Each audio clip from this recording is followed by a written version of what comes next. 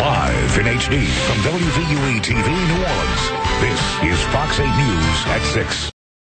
All right, thanks so much, Chris. Well, with the Saints Parade tonight and other carnival parades this week, some parents will put their children on top of ladders to make sure they get a good view. Heck, our own Dawn Brown's even talking about getting her own ladder. But Touro's occupational therapist, Georgeann Villacorta, is here now to tell us a little bit about how to make sure those ladders are safe. And every year I cringe when I see some of these kids in ladders, and I'm just so afraid they're going to fall out. So I guess thanks for being here this morning. And just start with telling me, when you're assembling a homemade ladder, what are some of the keys to making sure it's safe? Well, you want to make sure, you want to evaluate the ladder before you take it out and look for wear and tear, like missing steps or rungs on it.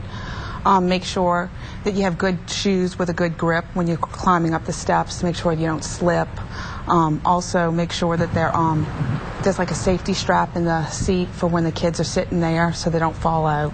Yeah, and I guess that's really important for especially small children, to make sure you have them buckled in. Yes. Because the crowds that are expected at some of these parades, especially tonight and even in Endymion, I guess you'd run into the risk of crowds kind of shifting and moving the ladders. And luckily we don't hear a lot about ladder injuries. But if you're carrying or moving a ladder, it can be a little hard on your back as well. Should you have wheels on them, or how does that work? I would say that some people put wheels on the side to help roll the ladders.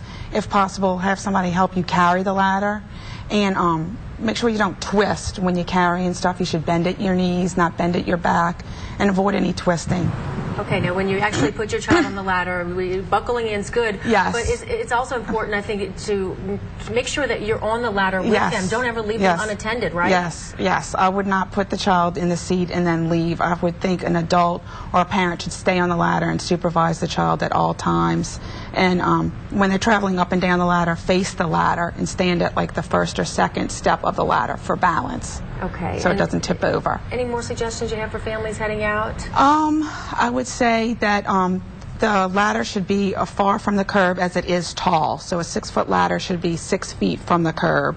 I wouldn't tie any ladders together. Like, people like to rope off areas. That's a good point. You wouldn't want to tie them together. If one falls, they're all going to fall.